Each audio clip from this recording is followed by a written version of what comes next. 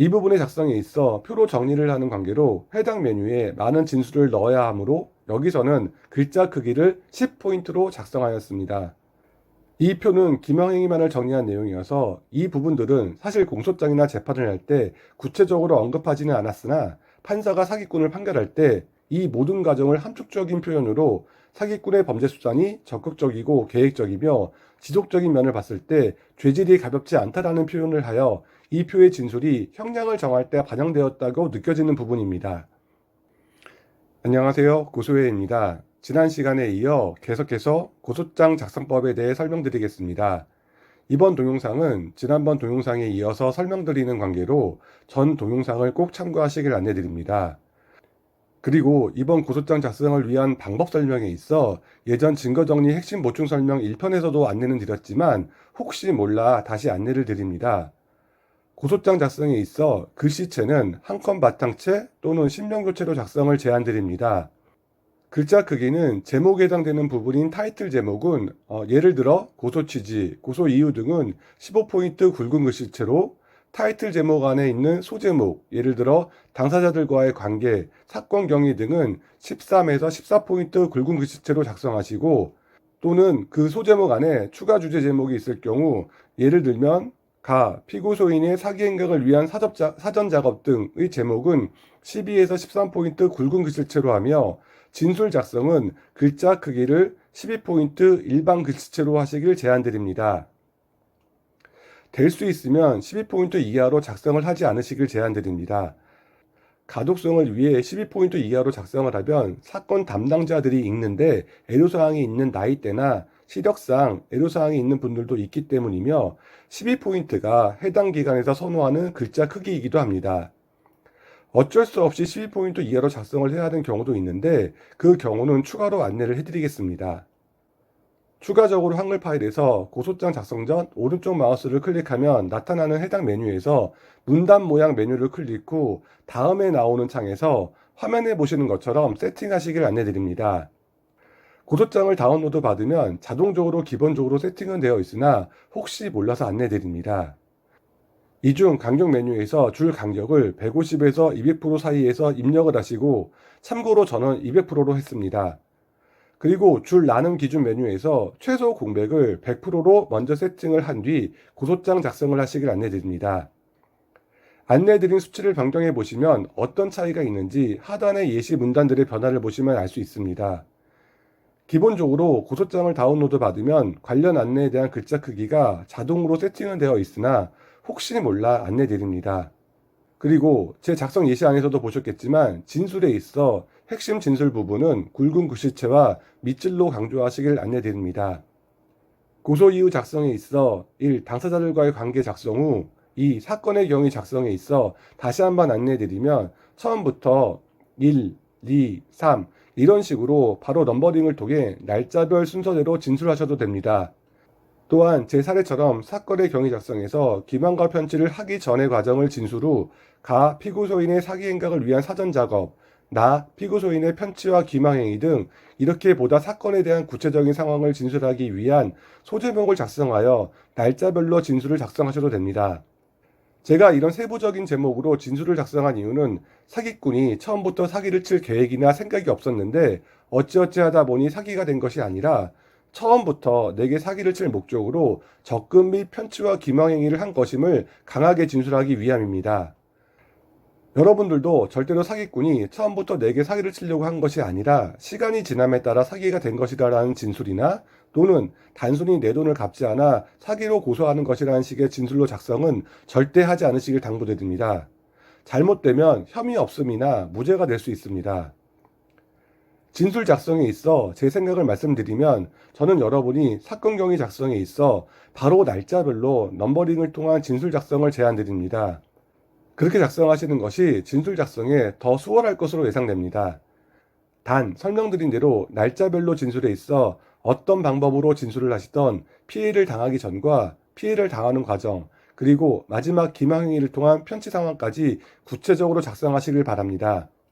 그리고 더 이상 편취행위 없이 사기꾼이 상환을 하지 않고 기망행위로 자신의 범죄를 감추는 내용은 표로 작성하여 진술하시는 것을 제안드리며 오늘 설명을 함께 드리겠습니다. 기망과 편취를 당하는 과정에서 편취 과정이 없이 기망행위만 있는 경우도 진술과 증거를 함께 작성하시고, 증거가 없는 경우 진술만이라도 작성을 꼭 하시길 안내드립니다. 페이지 장수는 많이 써도 크게 상관이 없습니다. 사기는 기망행위 진술을 증거와 함께 최대한 많이 뽑아서 쓰는 것이 핵심입니다. 참고로 말씀드리면 저는 이런 모든 과정을 진술과 증거로 풀 버전으로 작성하여 제 고소장은 146페이지로 작성되었습니다. 왜 그렇게 페이지 수가 많은지도 하나하나 순서대로 설명드리겠습니다. 제 예시 진술을 바탕으로 기망과 편취를 진술한 내용과 편취 중간에 기망행위에 대한 진술, 그리고 편취행위가 끝나고 편취한 돈에 대한 상환을 기망행위로 계속 속여가면서 시간을 끄는 사기꾼에 대한 진술 내용 작성안을 예시로 보여드리겠습니다. 저와 사기를 당한 상황은 틀리더라도 제 형식을 응용하셔서 작성하시길 안내드립니다. 나, 피고소인의 편취와 기망행위의 소제목으로 날짜별 편취와 기망행위에 있어 여러분이 샘플로 활용하실 수 있는 예시 내용을 발췌하여 안내드리겠습니다. 안내해드리는 작성 순서는 고소장 작성편 1편에서 안내해드린 날짜별 증거 정리와 진술 내용 리스트를 꼼꼼히 작성했다는 전제하에 그 리스트를 보며 작성과 증거 첨부를 하는 것임을 안내드립니다. 앞으로 설명과 예시로 활용할 진술에 있어 여러분께 필요한 부분만을 뽑아 예시 자료로 안내해드리는 것이므로 넘버링이 있는 진술과 없는 진술 등이 혼합되어 있으므로 이 부분에 있어 헛갈리지 않으시길 미리 안내드립니다. 지난 시간에 고소 취지와 고소 이유 내에 당사자들과의 관계, 그리고 사건의 경위에서 사기를 당하기 전의 과정 작성까지 안내를 드렸습니다. 이번 시간은 기망과 편취 과정을 정리한 진술을 날짜 순이 아닌 사례별로 나누어서 안내드리겠습니다. 하지만 여러분은 제 예시를 바탕으로 날짜별 진술로 작성하시길 안내드립니다. 또한 증거 첨부나 작성에 있어 서류 하단에 공간이 부족하다고 판단될 경우 화면처럼 서류 하단에 가독성을 위하여 다음 장에 이어서 작성이라는 문구를 삽입하여 공간을 여유롭게 하여 작성하시길 안내드립니다. 첫 번째로 기망행위와 편취행위가 모두 있는 내용을 정리한 진술 예시안을 보여드리겠습니다. 이 부분을 작성하실 때 사기꾼이 어떤 목적으로 얼마를 빌리기 위해 어떤 이유를 말했는지를 명확히 작성하셔야 되며, 특히 기망행위를 위해 말한 특정 단어들, 예를 들어 국세청, 농협은행, 경주시청, 경주, 통영 등 구체적인 장소명이나 단어는 절대로 빼먹지 말고 객관적인 진술로 꼭 작성하시길 강조합니다. 이런 단어들은 이번뿐만 아니라 모든 진술을 작성하실 때 사기꾼이 언급을 했으면 반드시 관련 내용과 단어를 진술하여 최대한 객관적인 진술임을 강조하시고 기망행위를 진술해야 합니다. 지금부터 보여드리는 예시안은 자막 없이 하나하나 진술 내용만을 편집하여 진술 작성 시 응용하시도록 보여드리겠습니다. 이 중 여러분이 필요한 진술 방법으로 응용하시길 안내드립니다. 사기꾼에게 송금을 한 진술 내용과 사기꾼이 카드를 빌려서 또는 제게 부탁을 해서 사용한 진술 내용을 담고 있습니다.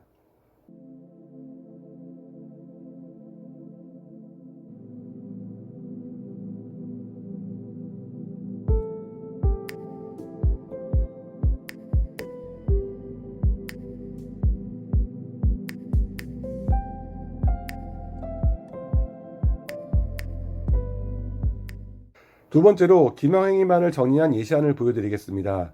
이 중에는 증거가 있는 것과 증거가 없는 진술을 함께 보여드립니다. 사기는 최대한 기망행위를 뽑아야 하는 관계로 편취행위를 감추거나 유지하기 위해 말하고 행동한 모든 기망행위를 증거와 함께 또는 진술만이라도 작성하시길 안내드립니다. 세 번째, 편취행위가 모두 끝난 후 자신의 사기를 들키지 않기 위해 사기꾼의 기망행위를 날짜 순으로 정리한 진술입니다. 기망행위만을 이어가는 관계로 해당 증거와 진술을 바탕으로 표로 정리를 하여 다음과 같이 정리하여 진술을 하였습니다.